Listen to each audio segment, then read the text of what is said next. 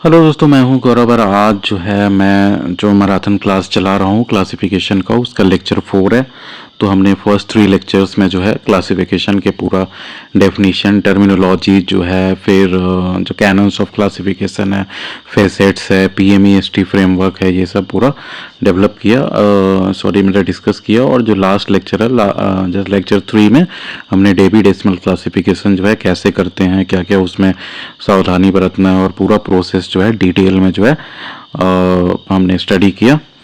तो last lecture, तो ये लेक्चर 4 है आपका। तो आप जो है लाइब्रेरी साइंस से या लाइब्रेरी फैमिली से किसी भी तरह जुड़े हुए हैं, एडुकेटर हैं या स्टूडेंट हैं या डिग्री ले रहे हैं, नेट की प्रिपरेशन कर रहे हैं, बिहार लाइब्रेरियन का, आप किसी भी तरह लाइब्रेरी साइंस से जुड़े हैं तो हमारे चैनल को ज़रूर सब्सक्राइब करिए। तो चलिए शुरू करते हैं। तो इस लेक्चर में जो है हम आपको बताने वाले हैं कोलोन क्लासिफिकेशन डिटेल में। तो कोलोन क्लासिफिकेशन आपको पता होगा एस.आर. रंगनाथन का है, तो इसके बारे में जो है हमने पिछले लेक्चर्स में भी शॉर्ट में डिस्कस किया है, लेकिन इसमें जो है हम पूरा डिटेल में एक्सप्लेन करेंगे और सीखेंगे कि कोलोन क्लासिफिकेशन क्या है और कैसे करते हैं। तो देखिए, the colon classification is a faceted और analytico synthetic library classification system. मैंने बताया था कि एनालिटिको सिंथेटिक किसको कहते हैं, कि जिसमें जो है आप जब पहले से प्री डिफाइंड नंबर्स ना हो करके इसमें जो आपके नए नए सब्जेक्ट्स वगैरह ऐड हो रहे हैं इनके लिए प्लेस हो, कि इसको आप और ज़्यादा डीपली जो है जैसे क्लासीफाई कर सकते हैं। और इसमें हर तरह का क्लासिफिकेशन कर सकते हो आप उसके कैरेक्टरिस्टिक के आधार पे, मतलब बहुत एक डिटेल्ड क्लासिफिकेशन स्कीम जो होता है ना, कि ये फिक्स्ड ना हो के फ्लेक्सिबल क्लासिफिकेशन स्कीम है, ऐसे आप याद कर सकते हो। और एनालिटिको सिंथेटिक जहाँ पे भी आपका लिखा रहे, ये मैंने पहले भी बताया है, आप सीधे जो है कोलोन क्लासिफिकेशन में अगर एग्जाम में क्वेश्चन आया है तो टिक लगा सकते हैं। तो देखिए, the colon classification is a faceted और analytico synthetic library classification system developed primarily for organizing knowledge in libraries with a focus on flexibility, समझ गए, and adaptability to complex and interdisciplinary subjects. मतलब समझ रहे हो कि जैसे डेवी डेसिमल क्लासिफिकेशन था, तो उसमें मैंने जो लास्ट लेक्चर में डिस्कस किया, तो मैंने उसमें आपको डिटेल में बताया होगा कि वो डेवी डेसिमल क्लासिफिकेशन के फ्लॉज क्या हैं। जैसे अगर रिलीजन देखोगे 300 या 400 में, एक बार आप चेक कर लेना, तो इसमें रिलीजन देखोगे तो इसमें 80% जो चर्चा है वो क्रिश्चियनिटी का ही है। वैसे ही इसमें जैसे बायस है, और इसमें न्यू सब्जेक्ट्स जो है वो ईजिली ऐड नहीं होता है। उसके लिए आपको जो है आपका शेड्यूल्स, ऑक्सिलरी टेबल्स, और जो इसमें ऐड किया जाता रहता है। वेब डेवी का आपने पढ़ा होगा कि हर क्वार्टरली जो है वो इसमें ऐड करते हैं वर्ड्स। तो वही है, देखो, unlike enumerative system such a Dewey decimal classification which list predefined classes, समझ गए, क्लास था, सब क्लास था, वगैरह वगैरह। Colon classification breaks down subjects into fundamental component. देखो, फंडामेंटल कंपोनेंट्स जो हुआ ना, उसी को फेसेट्स कहते हैं, समझ गए, कि वो एक तरह से मान लो कि इंडिविजुअल कैरेक्टरिस्टिक हुआ किसी चीज़ का।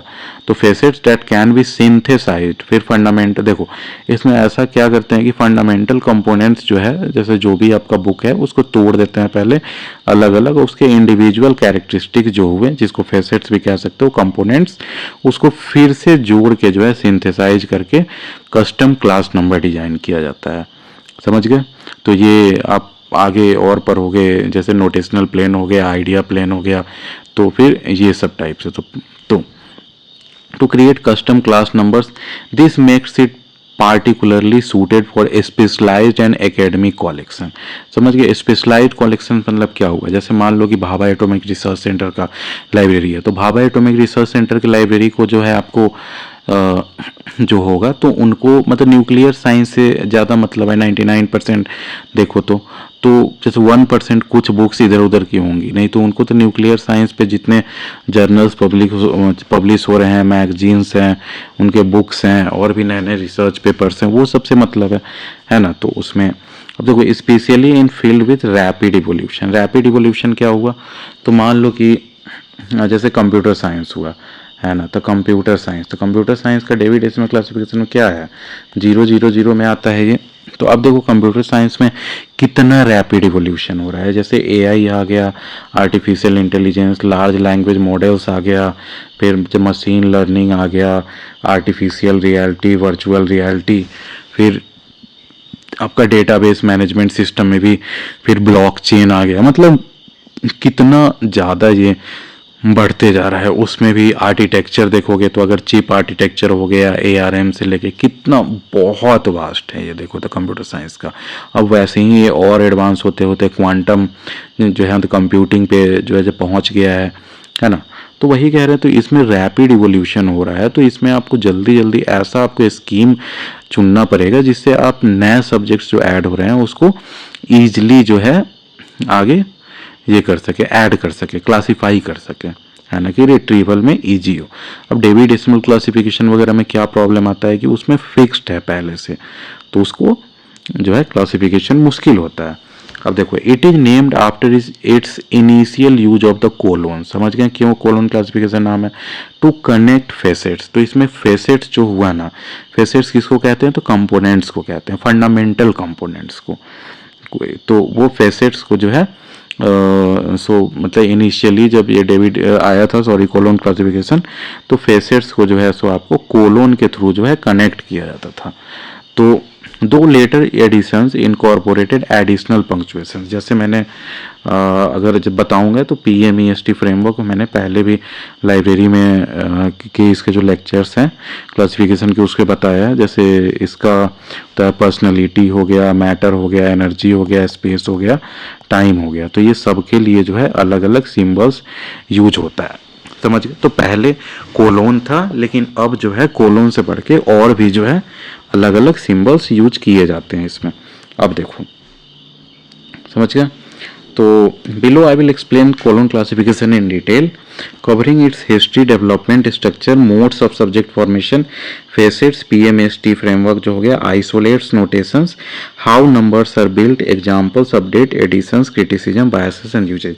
तो ये सारा जो है हम पढ़ने वाले हैं इसमें पूरा डिटेल में, तो आप हमारे साथ बने रहिए।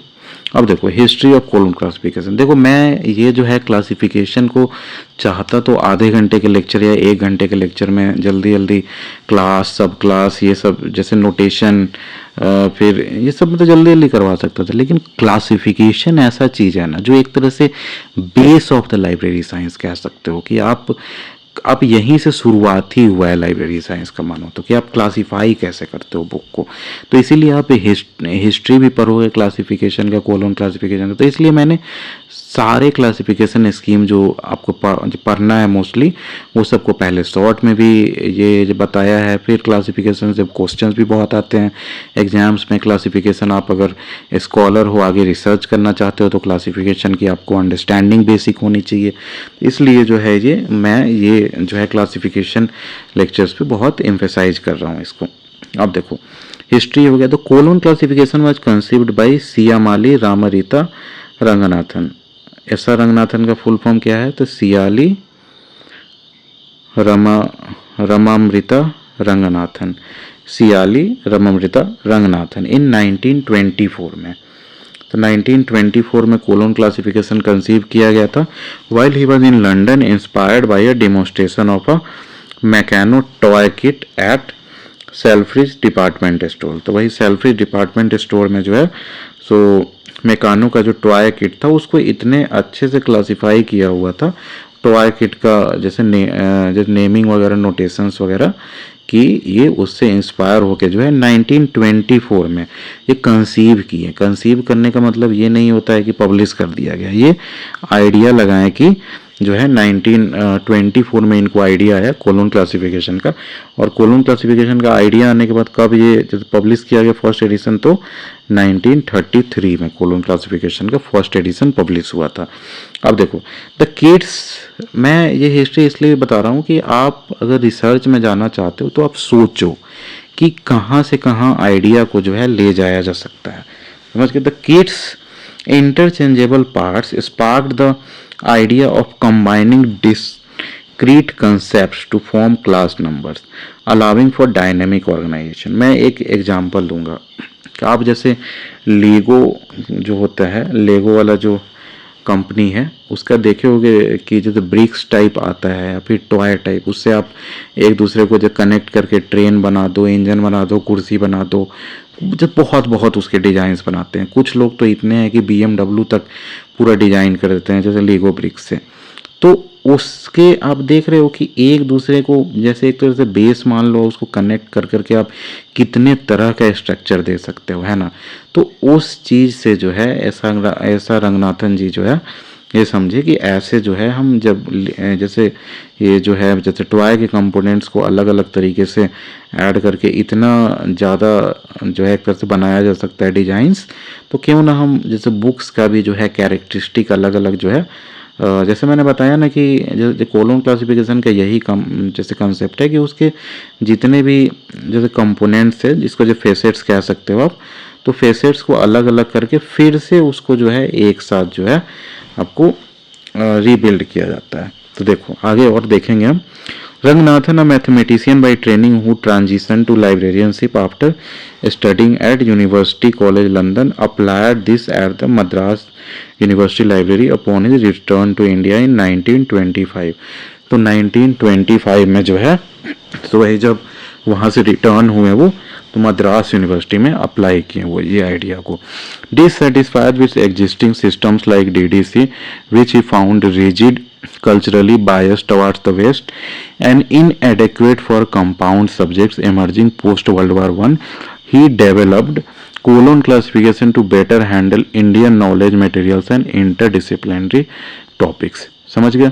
अब देखो डेवी डेसिमल क्लासिफिकेशन में एक ये भी डिमेरिट कह सकते हो, या फिर जितने भी वेस्टर्न क्लासिफिकेशन स्कीम्स है कि जस्ट फॉर एग्जांपल मान लो कि वो लोग जिस बुक्स के बारे में, तो हिंदू बुक्स हुआ, तो हिंदू बुक्स में अगर रिलीजियस बुक्स में देखोगे तो आप जैसे क्रिश्चियन का तो बाइबल है जो सिंपल है, फिर जैसे इस्लाम का आपका वही जैसे कुरान हो गया, लेकिन हिंदुइज्म में देखो तो कितने सारे बुक्स हैं, जैसे 120 के आसपास आपके उपनिषद हैं, फिर जैसे 5 स्कूल्स ऑफ हिंदुइज्म बोले जाते हैं कि फिर आप मतलब कितना ज़्यादा योग पे देखोगे कितना किताब है जैसे बुक्स है, तो इस टाइप से देखोगे कि तो इतना डीपली जो है क्लासीफाई तो किसी में नहीं किया गया है। डेवी डेसिमल क्लासिफिकेशन हुआ, यूनिवर्सल डेसिमल क्लासिफिकेशन या लाइब्रेरी ऑफ कांग्रेस क्लासिफिकेशन, किसी में भी देखो क्यों, क्योंकि वो वेस्टर्न पीपल को तो आइडिया भी नहीं है ना इतना।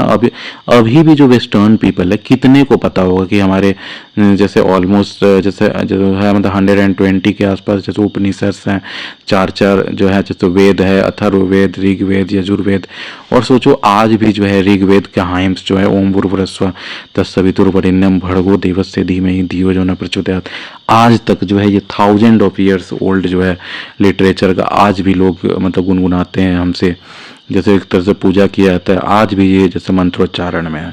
तो वही कहा जा रहा है कि जो आदमी समझ ही नहीं सकता है इंडियन सिविलाइजेशन को, वो मतलब क्लासिफिकेशन कैसे होगा इंडिया के बुक्स का। तो इसलिए जो है ऐसा रंगनाथन जी जो है सो इंडियन को फोकस में रख के, इंडिया के डॉक्यूमेंट्स बुक्स को फोकस में रख के कोलोन क्लासिफिकेशन की है। लेकिन कोलोन क्लासिफिकेशन है ये पूरे जो है एक तरह से वर्ल्ड के लिए है, क्योंकि वर्ल्ड इंडिया को नहीं समझ पाए, लेकिन इंडिया तो वर्ल्ड को समझता है ना, क्योंकि उनकी तो जो भी मतलब डेटाबेसेज है वो सारा सामने है, तो इसीलिए ये जो है बेटर क्लासिफिकेशन एक तरह से हुआ। अब देखो the first edition was published in 1933, लेकिन ये कॉम्प्लेक्स है, ये याद कर लो। The first edition was publish in 1933 by the, इसको माला याद कर लो, इनके जितने जो बुक हुए हैं ना ज़्यादातर पब्लिक वो माला से ही हुए हैं। क्या है ये, Madras library association which Ranganathan founded in 1928 में जो है मद्रास लाइब्रेरी एसोसिएशन फाउंड किए। तो इट इंट्रोड्यूस 26 मेन क्लास है, तो पहले जो इंट्रोड्यूस हुआ था कितना मेन क्लास था इसमें, तो 26, तो ये याद करना आप 26 मेन क्लास, उसमें कितना था DDC में, तो 10। हाँ, and the basic faceted structure. The system's evolution reflected Ranganathan's broader contributions to library science, including 5 law of libraries. 5 law of library science कब दिया गया है, तो 1931 में, और ये जो है कब जैसे पब्लिश हुआ, तो 1933 में। इसको जो है जैसे उन्होंने मतलब सोचा कब था कि जब पब्लिश करने का, तो 1924 में, समझ गया। तो 24 में सोचे थे, 33 में पब्लिश किया, मतलब 9 साल बाद, ऐसे याद कर सकते। कितना मेन क्लास था? तो 26 मेन क्लास था। और 5 लॉज ऑफ लाइब्रेरी साइंस कब पब्लिश हुआ? तो इससे 2 साल पहले, समझ गए।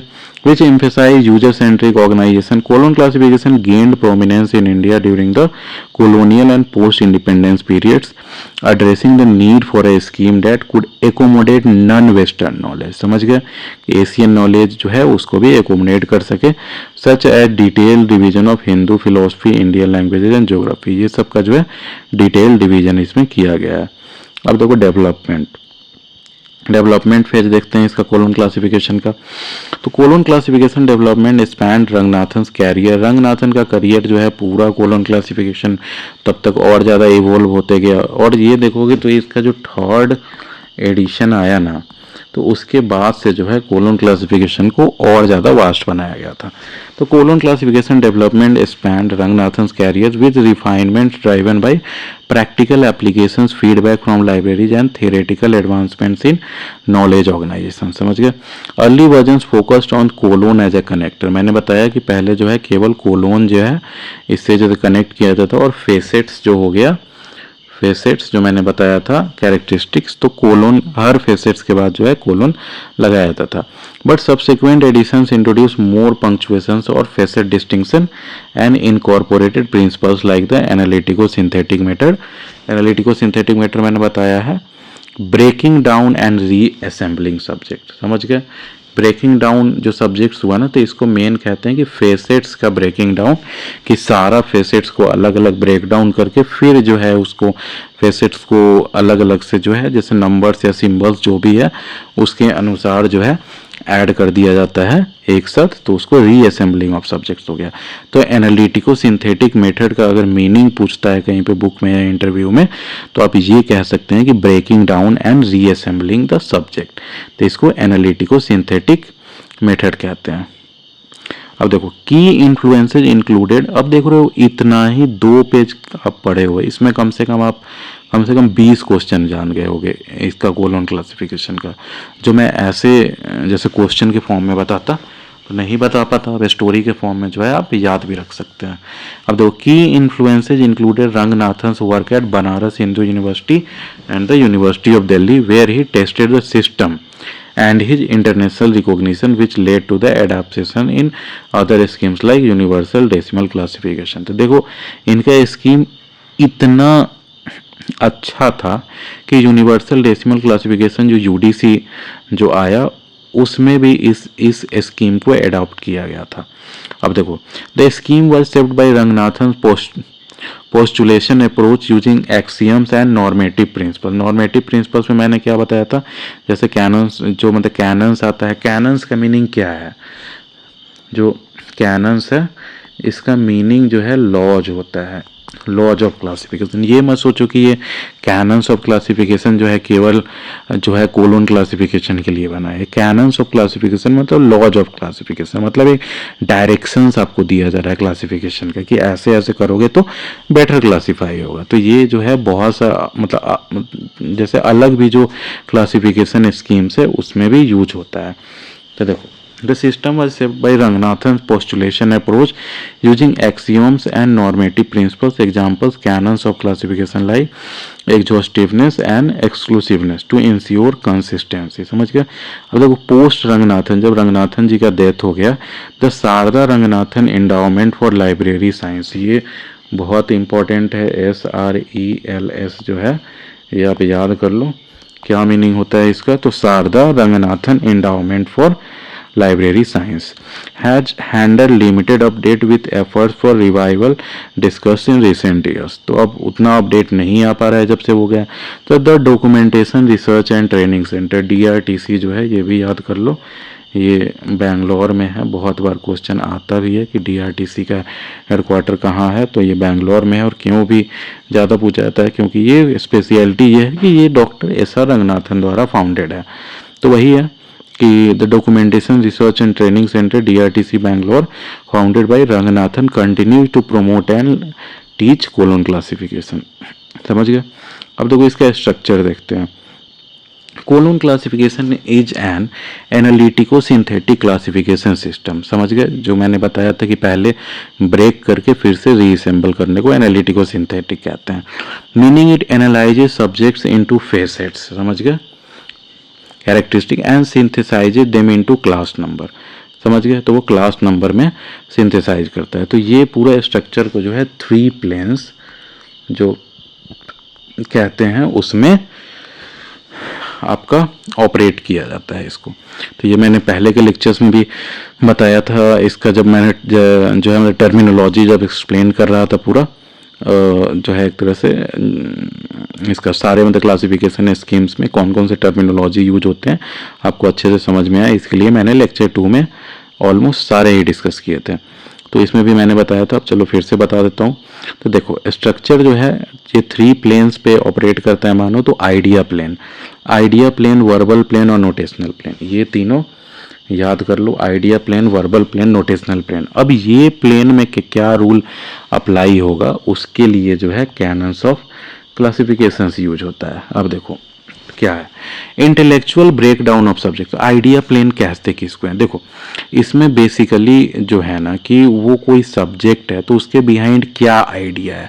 ऐसा नहीं कि जो टॉपिक आपको जैसे सब्जेक्ट का दिख रहा है वही जो है उसी के आधार पे क्लासीफाई कर दोगे। आपको इंडेक्स वगैरह भी चेक करना पड़ सकता है कि टॉपिक ऊपर कुछ भी लिख दिया हो और अंदर पता चले कि जैसे मान लो कि एस्ट्रोफिजिक्स लिख दिया गया, एस्ट्रोफिजिक्स, लेकिन आप अगर देख रहे हो तो उसमें 99% नॉलेज जो है तो एस्ट्रोनॉमी के बारे में है, तो उसको आपको मतलब फिजिक्स को थोड़ा साइड लाइन करना पड़ेगा।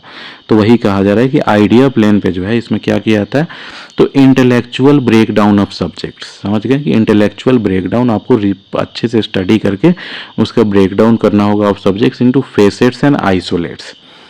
फेसेट्स एंड आइसोलेट्स, आइसोलेट्स किसको कहते हैं, तो बेसिक यूनिट्स। समझ गया, तो जैसे मान लो कि एस्ट्रोफिजिक्स बताया मैंने, तो इसमें एस्ट्रोनॉमी और फिजिक्स और हो सकता है कि इसमें मैथमेटिक्स भी हो। तो वही कह रहे हैं कि आइसोलेट्स डिपेंड करता है कि वो क्या है, तो इसीलिए कह रहे हैं ना कि पहले उसे तोड़ा जाता है सब्जेक्ट को और फिर से दोबारा जोड़ दिया जाता है, जिसको एनालिटिको सिंथेटिक अप्रोच भी कहते हैं। अब देखो इनटू क्लास नंबर, तो ये देख लो the intellectual breakdown of subjects into facets and isolates. ये क्या हुआ, फेसेट्स और आइसोलेट्स, तो ये बेसिक यूनिट्स हुआ जिसमें तोड़ा गया। Guided by principles like wall picture principle. Wall picture principle जो है ये भी कैनन्स ऑफ क्लासिफिकेशन में आता है। तो वॉल पिक्चर प्रिंसिपल में क्या है, तो facets depend on each other logically and principle of dependency. समझ गए, तो ये यही है आइडिया प्लेन में जो है ये सब रूल्स वगैरह यूज किया जाता है।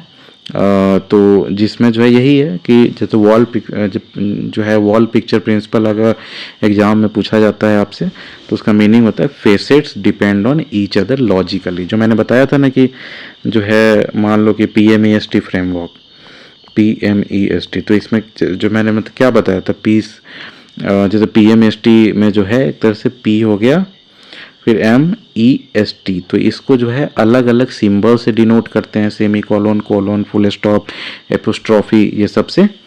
तो वही है, तो ये क्यों यूज करते हैं, क्योंकि जो आइसोलेट्स या फेसेट्स जो आप कहें ना कि तोड़े, तो वो एक दूसरे पे जो है डिपेंड करता है लॉजिकली।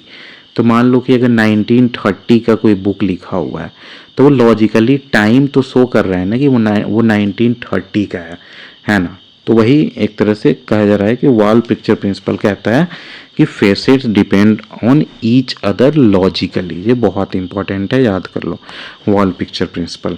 और ये किस चीज़ का है वॉल पिक्चर प्रिंसिपल, तो आइडिया प्लेन का है ये भी याद रखना। बस 2-3 चीज़ आप याद करो, मैं जितना बता रहा हूँ आप पढ़ते जाओ, कोई भी कंपटीशन निकाल लोगे।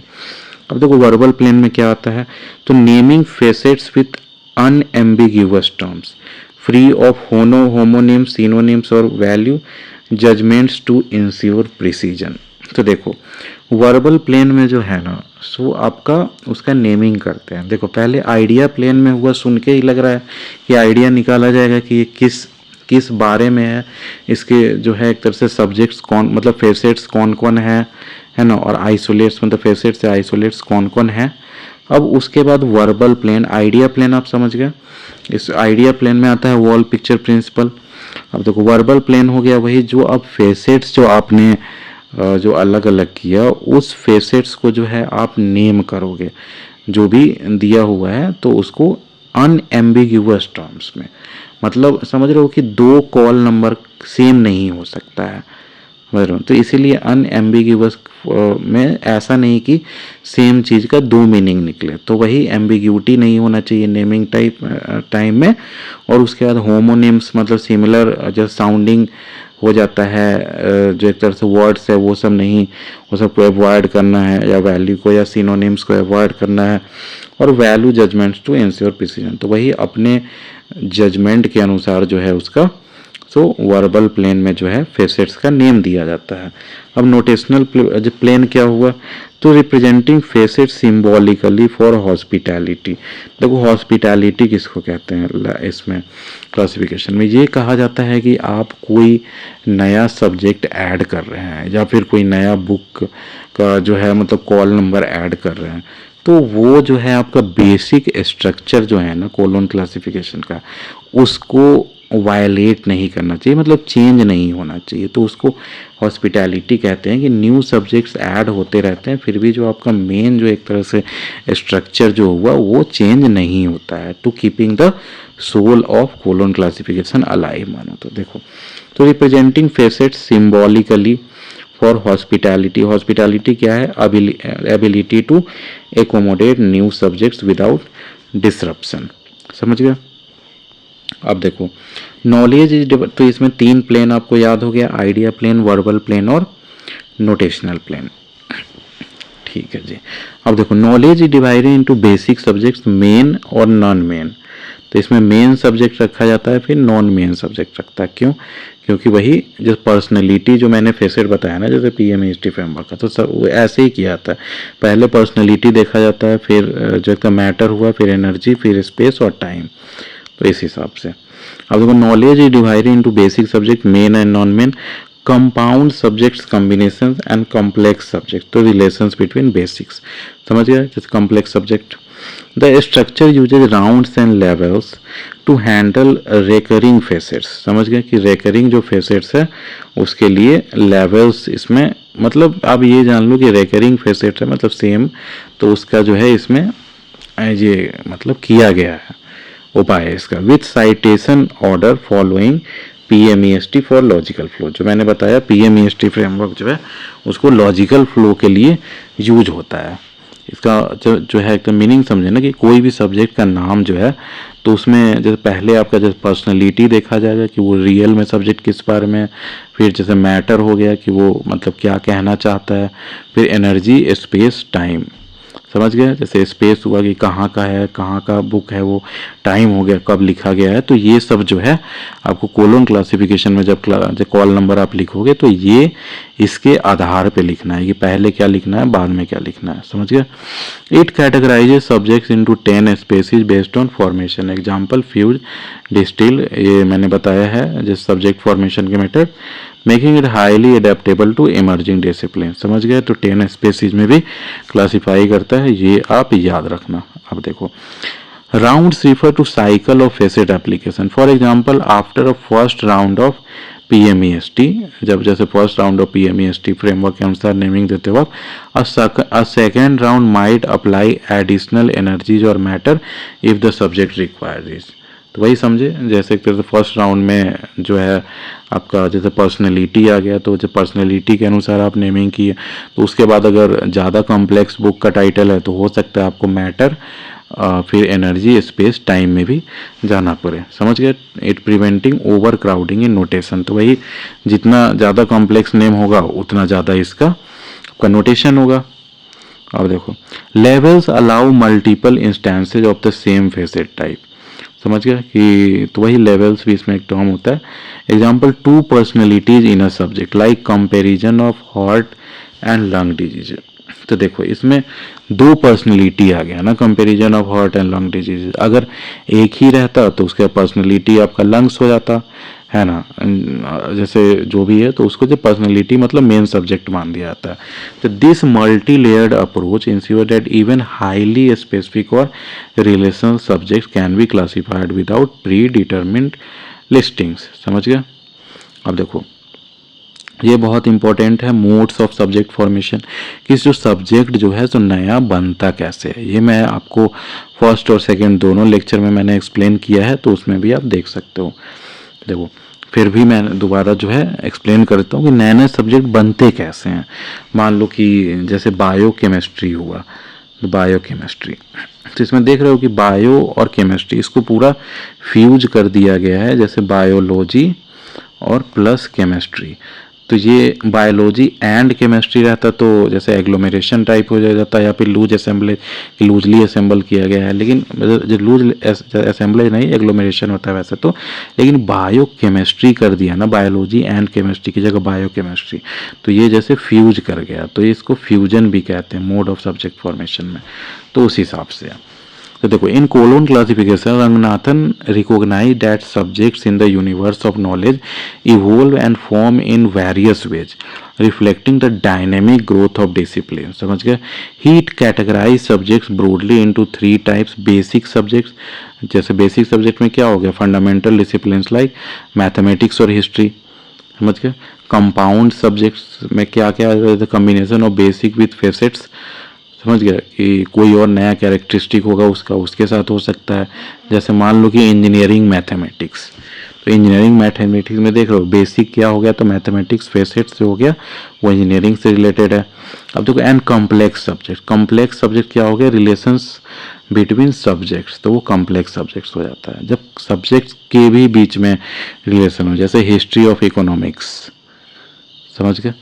अब देखो, to explain how these form, he outlined several modes to subject formation which describe the processes by which new subjects emerge or existing ones are subdivided. समझ गए।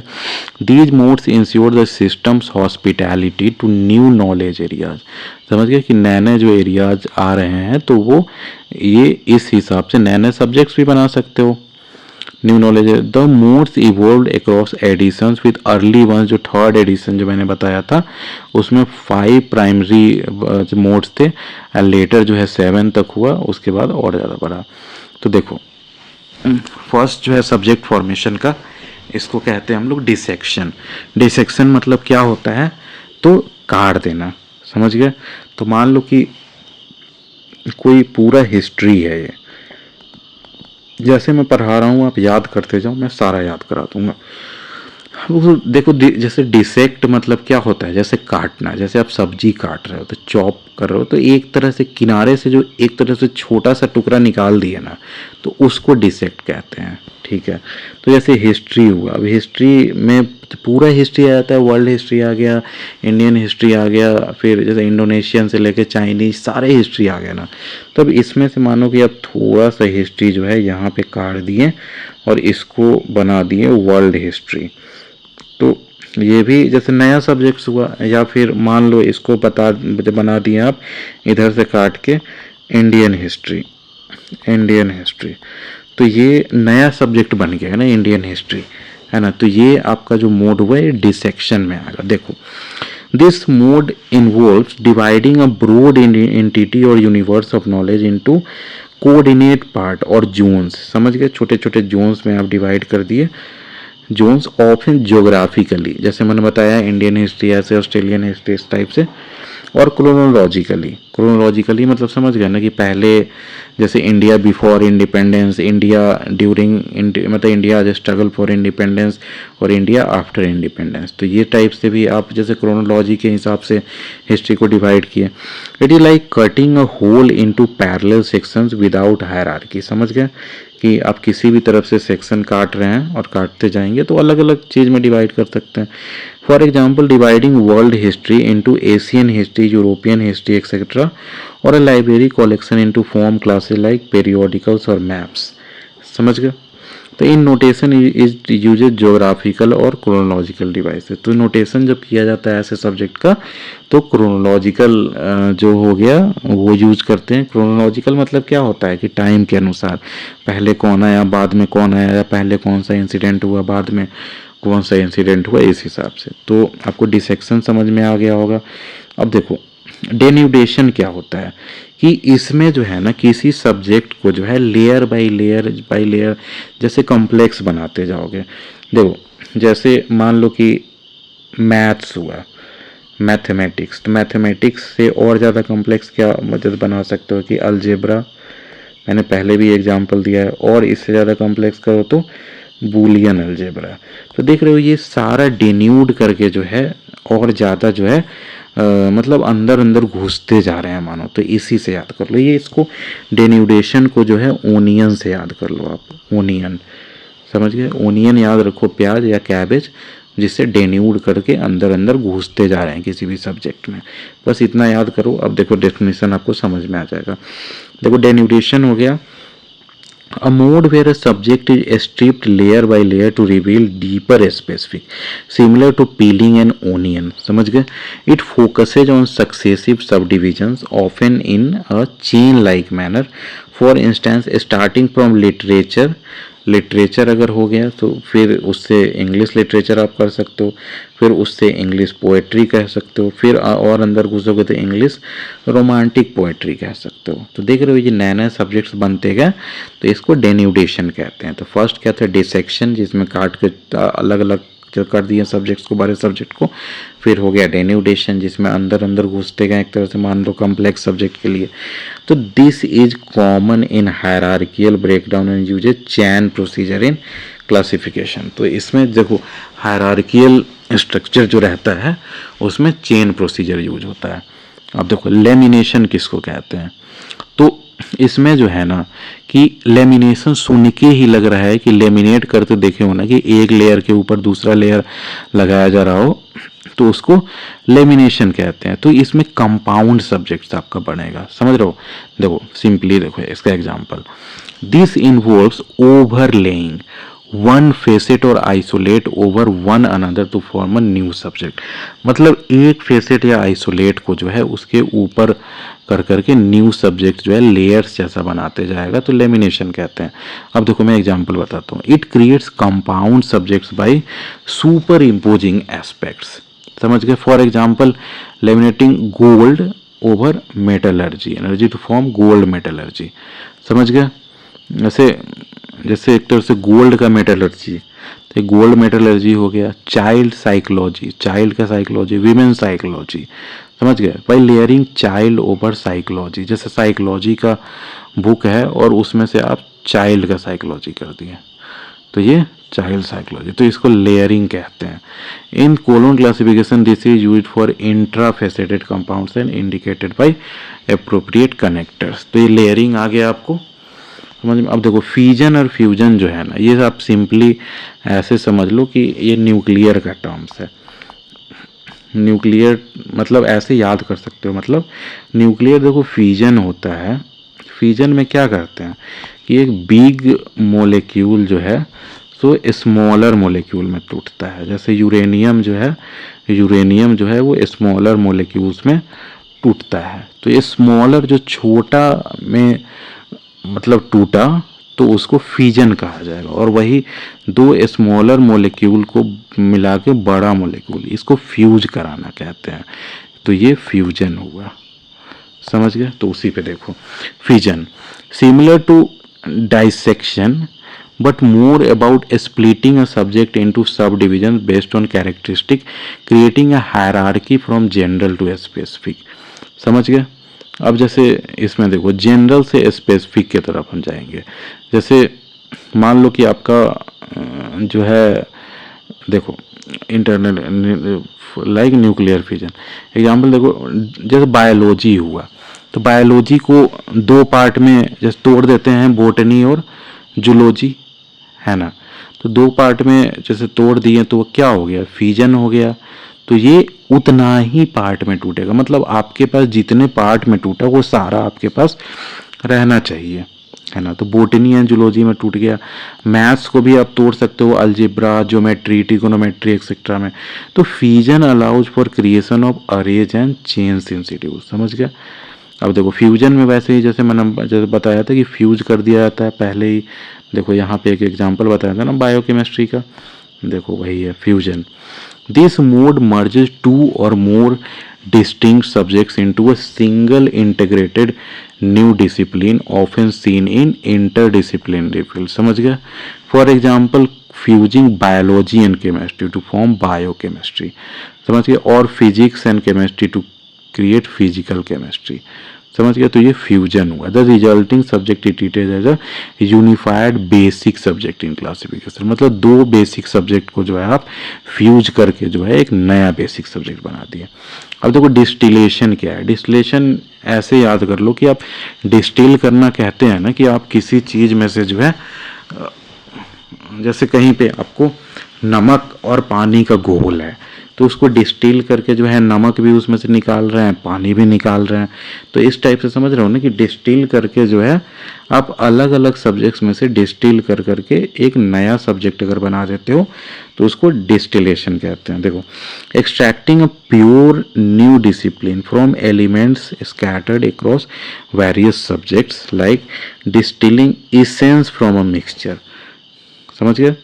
This mode form subjects like management. अब देखो management है तो management कोई subject तो ऐसा नहीं लगता है कि जो चीज़ मैनेज करे, ऐसा तो कोई सेंस नहीं निकलता है ना। तो मैनेजमेंट में जो है अलग अलग सब्जेक्ट्स में से कुछ कुछ टॉपिक्स ला के रख दिए गए। अब देखो distil from practices in business में से कुछ टॉपिक लाया गया, एडुकेशन से कुछ टॉपिक लाया गया, इस टाइप से, या स्टैटिस्टिक्स हो गया। तो स्टैटिस्टिक्स किससे, तो मैथमेटिक्स से और सोशल साइंस से कुछ कुछ टॉपिक्स लेके जो है नया सब्जेक्ट्स बना दिए गए स्टैटिस्टिक्स, समझ गए। तो the distilled subject becomes independent and is classified as a basic subject. ये सब समझ में आ गया इतना तक। अब देखो एग्लोमेरेशन जो मैंने बताया था कि सिंपली जो है आपका मतलब सिंगल यूनिट में आपको ऐड कर दिया जाता है, समझ गए। अब देखो जैसे permanent grouping of disparate subject, जो अलग अलग सब्जेक्ट है उसका परमानेंट ग्रुपिंग करके जो है एक साथ कुछ सब्जेक्ट जब बना दिया गया। जैसे मान लो कि हो गया तो कंप्यूटर साइंस में जो है, जैसे मान लो कि जो आर्टिफिशियल इंटेलिजेंस और जो मशीन लर्निंग को, ये दोनों चीज़ को जो है कोई नया सब्जेक्ट दे दिया गया बना के, तो इसको लूज असेंबलेज मतलब एग्लोमेरेशन कहेंगे कि एग्लोमेरेट, समझ गया ना, कि उसके अंदर जो है ये सब्जेक्ट सब आएगा। देखो the permanent grouping of disparate subjects into a broader entity often for macro level classification, समझ गया, मैक्रो लेवल क्लासिफिकेशन के लिए। For example agglomerating physics, chemistry and biology into natural science, समझ गए। हिस्ट्री, ज्योग्राफी और इकोनॉमिक्स को जो है अब सोशल साइंस कहती हैं, तो इसको एग्लोमेरेशन कहते हैं, समझ गए। अब देखो लूज असेंबलेज क्या हो गया। देखो लूज असेंबलेज हो गया टेम्पररी और एडहॉक ग्रुपिंग ऑफ सब्जेक्ट। केवल इसमें जो है ना एंड के नाम से ये सब टाइप से कर दिया गया। जैसे इंडोलॉजी, तो इसको इंडिया का जैसे मतलब हिस्ट्री, कल्चर, जैसे लिटरेचर ये हो गया। अब देखो जैसे मैथमेटिक्स फॉर इंजीनियर्स, जैसे मैंने बताया था, तो assembling math topic relevant to engineering, तो ये हो गया। तो ये समझ गए। तो इसमें कंप्लीट इंटीग्रेशन नहीं होता है। जैसे बायोकेमिस्ट्री, तो उसमें बायोलॉजी और केमिस्ट्री का देख रहे हो, बायोकेमिस्ट्री कर दिया, फ्यूज कर दिया गया। तो वैसे जो है इसमें नहीं होता है, बस आपको दोनों वर्ड आपको देख के ही समझ में आ जाएगा आप देखोगे तो देखो तो टेम्पररी और ad hoc grouping of subject for a specific purposes without forming a permanent new discipline. Examples include Indology, loose assemblage of Indian history, culture and literature, और a book on mathematics for beginner, समझ गए जी। अब देखो clustering क्या हो गया। तो clustering में जो है आपको कोर थीम के अराउंड जो है ना, जो मतलब एक्स्ट्रा जो वर्ड्स होता है वो सबको क्लस्टर करके एक साथ कर दिया जाता है कि लोग को समझ में आ जाए कि अच्छा ये चीज़ जो है, ये टर्म इस चीज़ से रिलेटेड है, समझ गया। जैसे बिटकॉइन हुआ तो किस चीज़ से रिलेटेड है, तो ब्लॉकचेन से रिलेटेड है। और ना ही पहले बिटकॉइन एग्जिस्ट करता था, ना ही पहले ब्लॉकचेन टेक्नोलॉजी एग्जिस्ट करता था। देखो तो क्लस्टरिंग हो गया ग्रुपिंग रिलेटेड सब्जेक्ट, समझ गए, around a core theme often in emerging fields, समझ गए। ये भी इम्पॉर्टेंट है, वैसे इम्पॉर्टेंट ये सारा है, अगर आप याद कर लो, क्योंकि इससे हमेशा क्वेश्चन पूछा जाता है और आपको मैंने डिटेल में भी समझा दिया है। अगर आपको समझ में नहीं आता है, कोई डाउट है तो आप कमेंट सेक्शन में पूछ सकते हैं। वैसे देखो for example clustering topics like artificial intelligence, machine learning, data science under computer science, समझ गए कि ये सारे टॉपिक्स को जो है हम कंप्यूटर साइंस में डाल दिए, तो ये जो है आपका क्लस्टरिंग हो गया। It allows for nodal representation in classification, समझ गया। तो नोडल रिप्रेजेंटेशन जो हो गया कंप्यूटर साइंस वो हो गया। अब देखो partial comprehension, a less common mode where only part of a subject scope is comprehended और formed often as an interim state in subject development. देखो इसमें ये होता है कि आपका सब्जेक्ट डेवलपमेंट कोई अभी हो ही रहा है, मान लो कि अभी जैसे चीन जो है वो मून पे आपका कोई पौधा उगाया, अब धीरे धीरे धीरे धीरे जो है दूसरे प्लैनेट्स पे या स्पेस में जो है आपका फार्मिंग होगा, तो इसको मानो कि हमें स्पेस फार्मिंग नाम दे देते हैं फ्यूचर में। तो अभी स्पेस फार्मिंग कम्प्लीटली तो होना नहीं शुरू हुआ है, तो ये आपका अभी इमर्जिंग सब्जेक्ट है ना। तो इसको पार्शियल कंप्रीहेंशन, जैसे कंप्रीहेंशन कहते हैं। तो इसमें जो है part of subjects scope is comprehended और formed often as an interim subject in subject development, समझ गया। देखो तो ये जो है these modes illustrate how knowledge grows through division, combination, extraction और grouping and guide classifiers in assigning numbers to new or evolving subject. They ensure colon classification can accommodate the spiral of scientific method where knowledge continuously expands. समझ गया। अब देखो facets देखते हैं क्या है। Facets मैंने पहले भी बताया है, अभी भी बताया है, लेकिन फिर से इसका डेफिनेशन देख लो किसे कहते हैं, क्योंकि बहुत बार आपको टर्म पता रहता है क्या है, वो ये भी पता रहता है कि नहीं क्लियर उसका क्या डेफिनेशन है ना, उसी में कंफ्यूज करना चाहता है आपको जैसे क्वेश्चन सेटर। तो इसलिए मैंने डेफिनेशन भी जो है अलग अलग सारे टर्म्स को एक्सप्लेन किया है कि आपको अच्छे से पता हो। अब देखो फेसेट्स का डेफिनेशन देखते हैं। Facets are the fundamental categories और aspects into which any subject can be divided, समझ गया, representing independent dimensions of knowledge. In colon classification, facets are not fixed hierarchies but modular components, समझ गए। modular component मतलब अलग अलग characteristic है, ये हायरार्की नहीं है, ये इंडिविजुअल कैरेक्टरिस्टिक्स को facets कहते हैं। That can be mixed and matched making the system freely faceted, समझ गए कि वो मिक्स करके जो मैंने बताया वही जैसे मतलब एनालिटिको सिंथेटिक अप्रोच वो कहा जा रहा है। Related this contrast with enumerative scheme कौन था, तो इसमें आ जाता है डीडीसी या एलसीसी, डेवी डेसिमल क्लासिफिकेशन या लाइब्रेरी ऑफ कांग्रेस क्लासिफिकेशन को इन्यूमरेटिव स्कीम्स कहते हैं। मतलब जो प्री कोऑर्डिनेटेड है, वो पहले से नोटेशन आपको दे दिया गया है और वही फॉलो करना है। अब तो रंगनाथन तो वो कम्प्लेक्स सब्जेक्ट जो हुआ ना उसको वो नेम नहीं कर पाएगा। जैसे मान लो कि ऐसा कोई सब्जेक्ट बन जाता है कि industrialization in Germany during India's independence struggle in 1930, तो ये जो है इतना कॉम्प्लेक्स सब्जेक्ट को डेवी डेसिमल क्लासिफिकेशन नहीं कर पाएगा ना क्लासिफिकेशन। तो वही कह रहे हैं कि इसमें आपका जो है बहुत तरह से रिलेशन निकालना पड़ेगा, ये सब तरह से। तो ये फ्लेक्सिबल कोई स्कीम हो उसी में पॉसिबल है कॉम्प्लेक्स बुक्स का नाम देना। तो जैसे इन्यूमरेटिव स्कीम्स मैंने पहले भी बताया है कि डेवी डेसिमल क्लासिफिकेशन और लाइब्रेरी ऑफ कांग्रेस क्लासिफिकेशन ये समय जो है फिक्स्ड नोटेशन है आपका। अब तो Ranganathan identified facets through empirical analysis of subjects ensuring they are mutually exclusive and collectively exhaustive for most topics. Facets manifest in rounds and levels allowing recursion. For instance, in a medical subject an organ जो है जैसे heart मैंने बताया या lungs हो गया, उसको जो पर्सनैलिटी फैसेट्स में बना देते हैं PMAST फ्रेमवर्क में मैंने बताया ना कि पहले जो है पर्सनैलिटी एक का देखना है तो वही, और उसके बाद आगे देखा जाएगा मैटर। और पर्सनैलिटी माई हैव सब फेसेट्स लाइक स्ट्रक्चर और फंक्शन। अब देखो the facet approach promotes hospitality. Hospitality मैं फिर से बता देता हूँ कि आप जो जैसे नए नए सब्जेक्ट्स आ रहे हैं उसको एकोमोडेट करने के फेरे में आपका जो मेन स्ट्रक्चर है वो नहीं खराब होना चाहिए, तो उसको हॉस्पिटैलिटी कहते हैं। बाई अलाउिंग न्यू फेसेट्स और isolates to be added without restructuring the entire scheme. It also supports phase analysis for complex subjects involving relations। समझ गए, phase analysis जैसे comparison, influence ये सब आता है। Using phase indicators like intrafacet and inter subject faceted, जे होता है जैसे जनरल रिलेशन के लिए, के होता है बायस के लिए। तो ये सब भी आप जो है फेज इंडिकेटर्स भी इसमें यूज होता है। तो समझ रहे हो, इतना ज़्यादा वो कॉम्प्लेक्स तो है, लेकिन ये किसी भी तरह के बुक के सबको नेम दे सकता है। अब देखो PMEST फ्रेमवर्क मैं अलग से दोबारा एक्सप्लेन कर देता हूँ, क्योंकि ये बहुत इंपॉर्टेंट है, समझ रहे हो ना।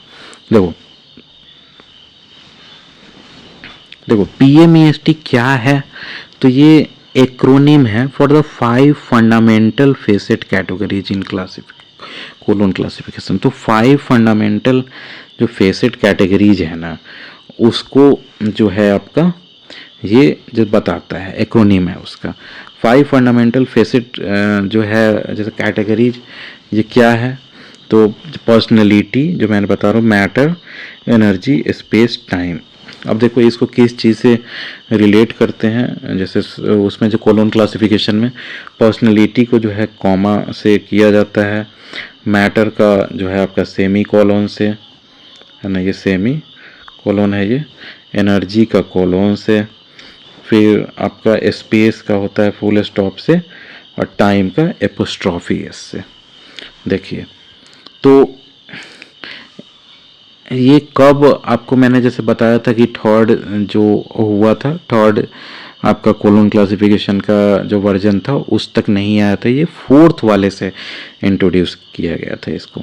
तो introduced in the fourth edition कब, तो 1952। ये भी आपका बहुत इंपॉर्टेंट है, आप याद कर लो। 1952 में जो है आपका PMEST फ्रेमवर्क जो है वो लाया गया था 5 fundamental facet category colon classification में। देखो as a standardize citation order to ensure consistent and logical class number construction. समझ गए?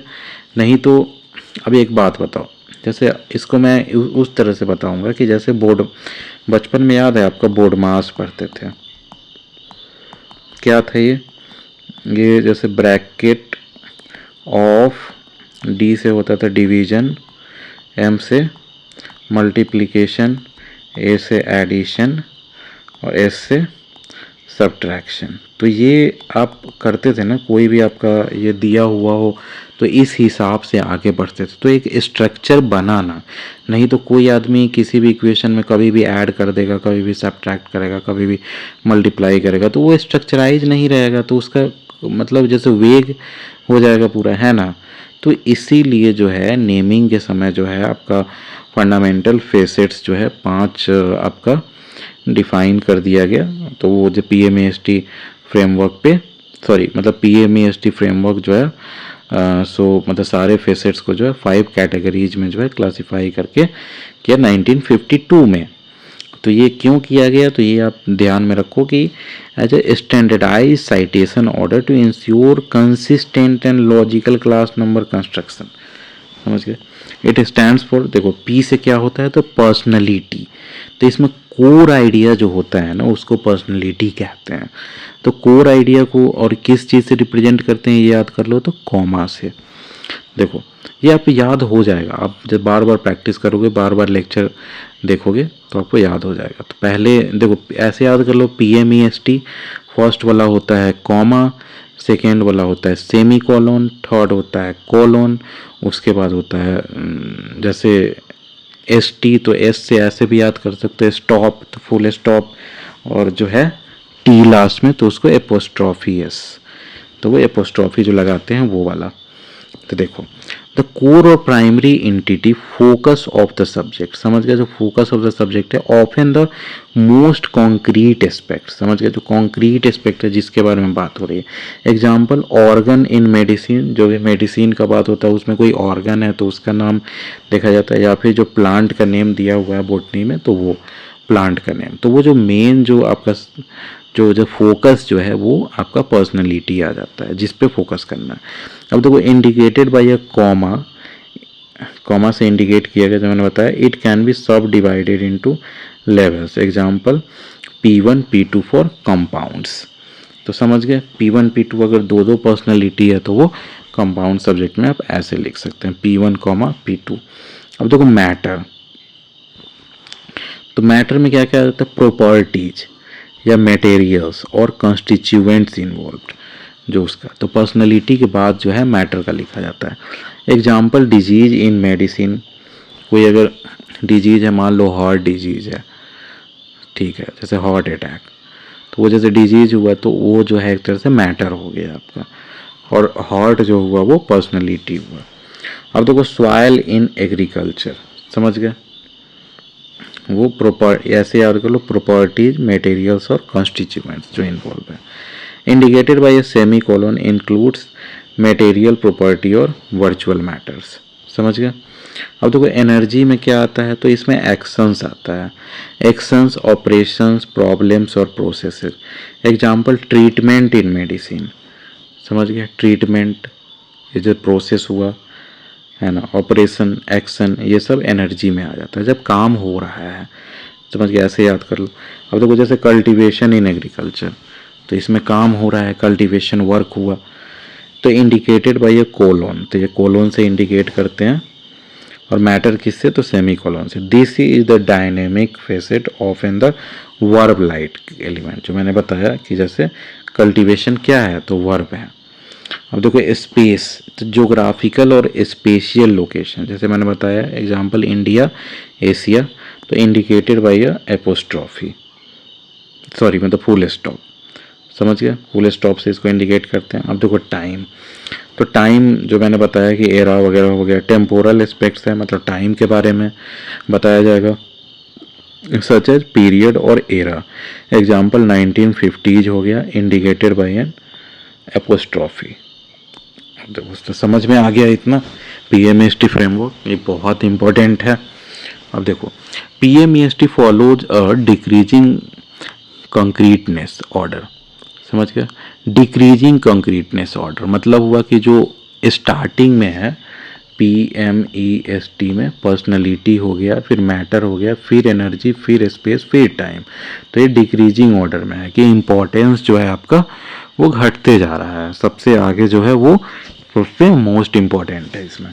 तो PMEST follows a decreasing concreteness order starting from the most specific personality to the most general time, समझ गए कि कोई personality हुआ तो वो स्पेसिफिक हुआ, और टाइम तो जनरल हो गया ना, जैसे 1930s में बहुत चीज़ हुआ होगा, है ना, वैसे ही उससे पहले जो है आपका स्पेस हो गया, जो आपका इंडिया हो गया, तो ये सब में भी बहुत चीज़ हुआ होगा, है ना, और उससे पहले एनर्जी, तो जैसे कंस्ट्रक्शन, तो कंस्ट्रक्शन भी बहुत जगह हुआ होगा, तो वही कह रहे हैं स्पेसिफिसिटी जो है ना वो घटते जाता है, based on Ranganathan principle of decreasing concreteness, समझ गए, ये भी इंपॉर्टेंट है, याद कर लो, Ranganathan principle of decreasing concreteness किसको कहते हैं, तो पीएमईएसटी फ्रेमवर्क को।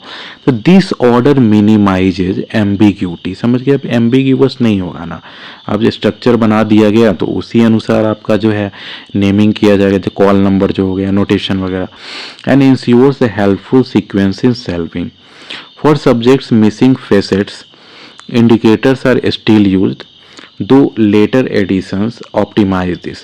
PMEST's universality allows application across disciplines with class specific adjustments, समझ गए कि ये सारे डिसिप्लिन में जो है इसका एप्लीकेशन आएगा और वो क्लास स्पेसिफिक होगा, जैसे एक तरह से मेडिसिन सेक्टर का हो गया, फार्मा सेक्टर का हो गया, एग्रीकल्चर का होगा, फिर आपको स्पेस साइंस में कुछ हुआ होगा, मैथमेटिक्स भी में भी आपका मतलब टाइम के अनुसार हो सकता है, इंडियन मैथमेटिक्स की कोई बुक है जो 1930 में लिखी गई, तो इसमें समझ रहे हो ना, टाइम वाला जो एक तरह से फेसेट आएगा वो सबसे लास्ट में आएगा, उससे पहले जो है आपका स्पेस वाला फेसेट आएगा जिसमें इंडिया हो जाएगा, फिर मैथमेटिक्स वगैरह तो पहले होगा, वो आपका जैसे प्राइमरी हो गया, पर्सनैलिटी।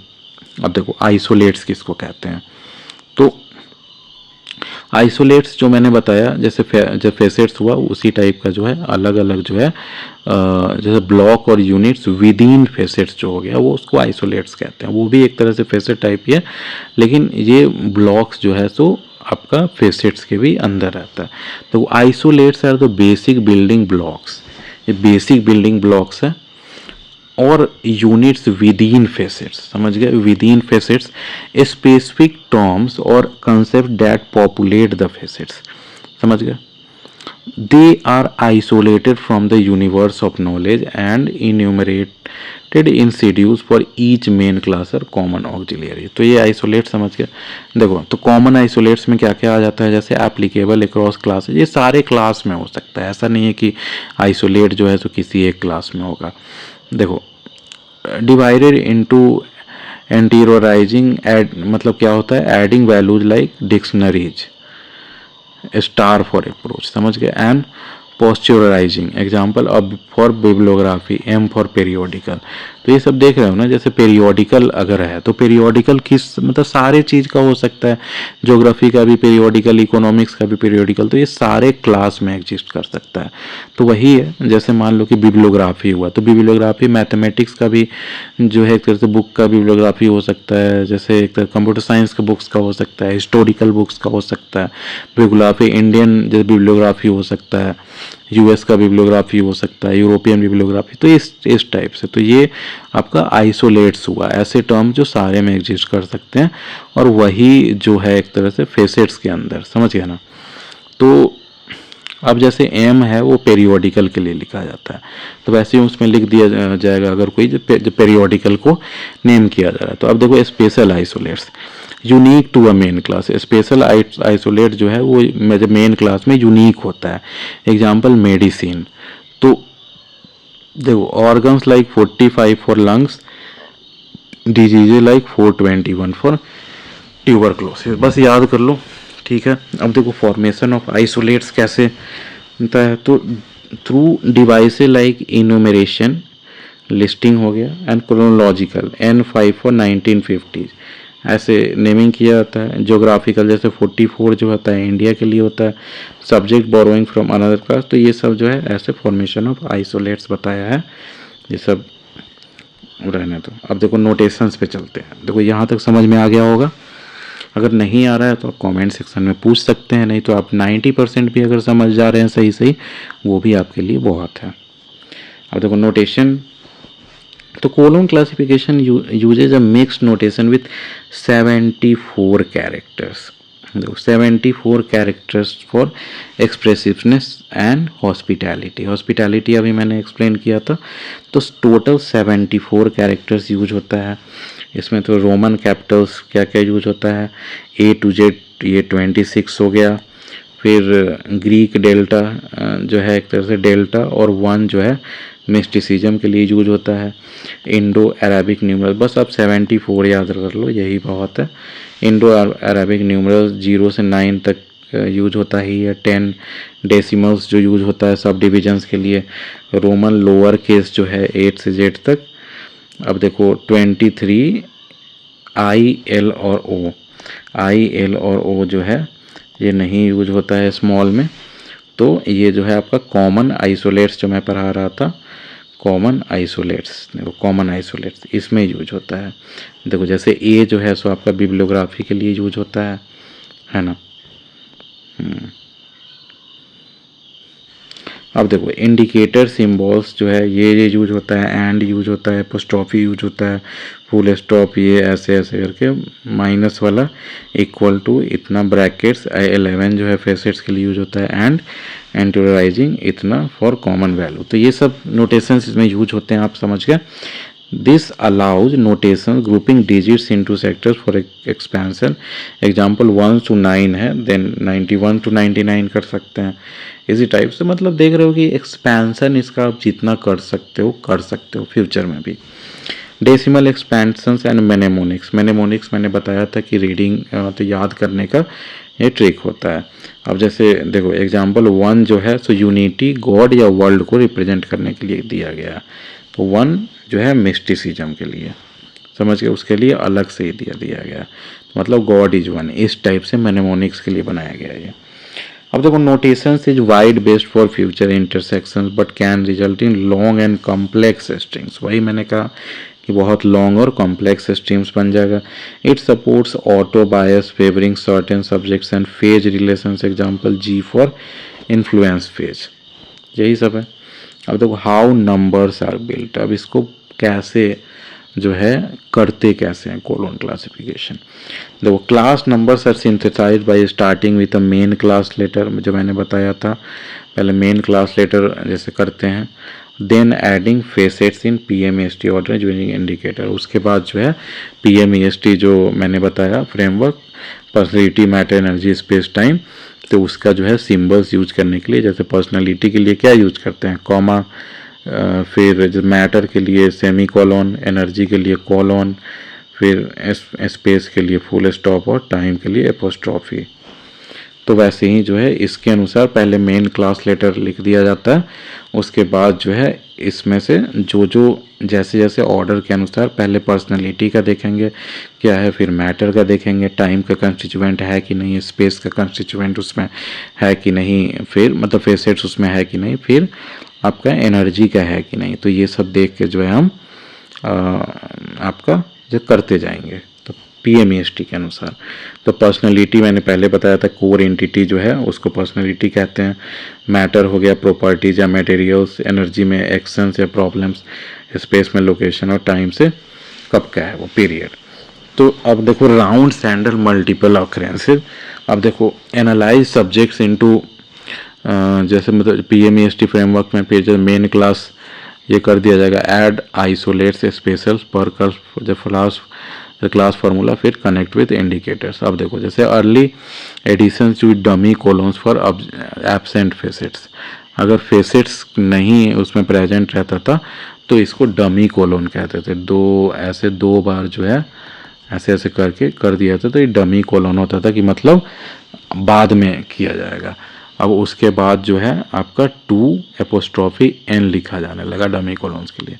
अब देखो डिवाइसेज लाइक सब्जेक्ट, ये पूछा जा सकता है कभी कभी एग्जाम में कि ये किस लिए यूज होता था डमी कोलोन, तो इसलिए अगर दिमाग घूमता है क्वेश्चन सेटर का वो कुछ भी पूछ सकता है। अब देखो devices like subject device substituting numbers और alphabetical device for names and flexibility, समझ गए।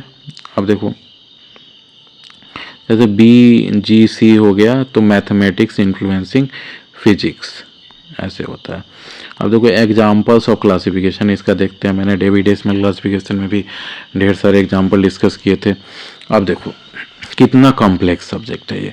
Research in the cure of tuberculosis of lungs by X ray in India in 1950।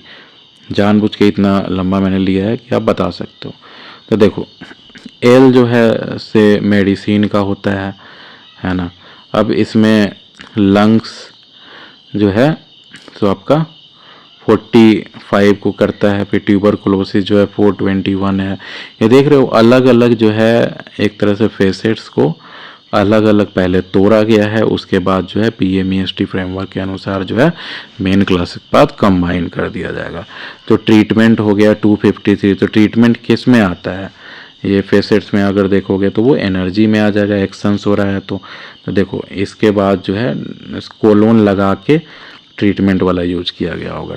6 है ना, तो देखो 6 कोलोन लगा के यूज किया गया है, ट्रीटमेंट हो गया है ना।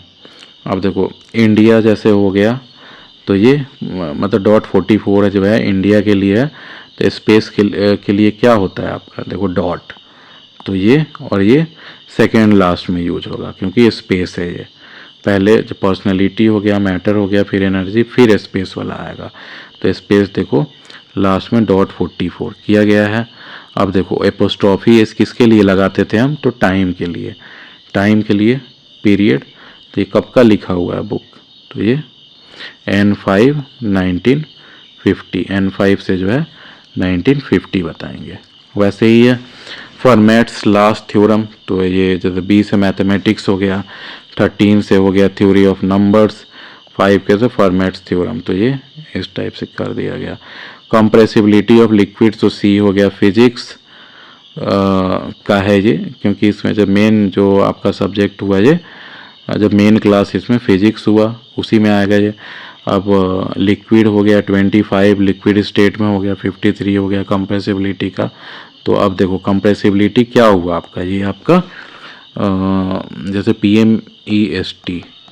PMEST में ये एनर्जी हुआ कंप्रेसिबिलिटी, तो एनर्जी को किस चीज़ से रिप्रेजेंट करते थे, तो कोलोन से। तो देखो कोलोन 53 पे रुक गए, इसमें टाइम नहीं है तो उसके लिए आगे बढ़े ही नहीं।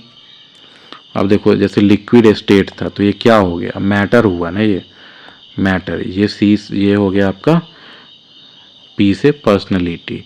तो इसमें पी है, एम है और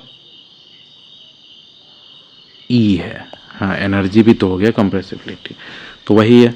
एटॉमिक वेट ऑफ सोडियम, तो ये जैसे केमिस्ट्री हो गया इसका मेन क्लास ई, फिर सोडियम का 111 हो गया। ये क्या हुआ आपका, सोडियम जो हो गया मैटर हो गया इसमें, समझ रहे हो ना, ये सब्जेक्ट हुआ, ये मैटर हुआ। 14 जो हो गया एटॉमिक वेट, तो ये क्या हो गया आपका एनर्जी, तो समझ गए, तो ये उसके अनुसार हो गया। अब देखो माइक्रोस्कोपिकल एनाटोमी, तो माइक्रोस्कोपिकल तो इसमें मेन जो आपका सब्जेक्ट हुआ कि वो क्या हो गया, तो बायोलॉजी हुआ मेन क्लास, तो जी हो गया, जी से शुरू होगा। फिर एनाटोमी जो है, एनाटोमी ये हो गया आपका क्या चीज़, मैटर, हाँ तो एनाटोमी, और 2 से माइक्रोस्कोप, तो ये सब देख सकते हो आप। जैसे जापानीज एल्गी हुआ, तो इसमें देखो जापान जो है सो स्पेस में आ जाता है, तो स्पेस को किस चीज़ से रिप्रेजेंट करते हैं, तो डॉट से, तो ये डॉट 42 लास्ट में बन जाएगा, आई से बोटनी, तो ये साइज आप समझ गए होंगे। अब देखो ओकल्टिज्म इन इंडिया, ओकल्ट मतलब समझ रहे हो ना, कल्ट वगैरह जो होता है वो सब टाइप से, जैसे झाड़ फूक हो गया, फिर मतलब जैसे बहुत नागा साधु ये सब का, तो ये सब कल्ट कहा जाता है ओकल्ट।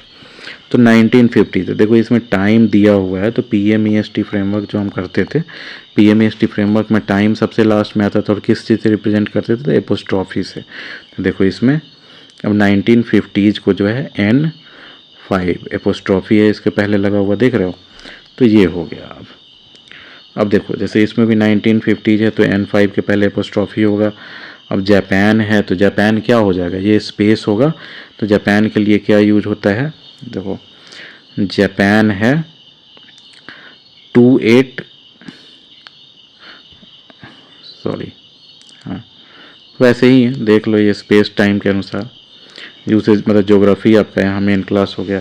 तो टीचिंग तो ये आप मतलब बेसिक आपको समझ में आ गया होगा कि कैसे क्लासिफिकेशन इसमें किया जाता है ना। अब देखो तो वही इसमें अब लास्ट हम चल रहे हैं अपडेट्स एंड एडिशंस।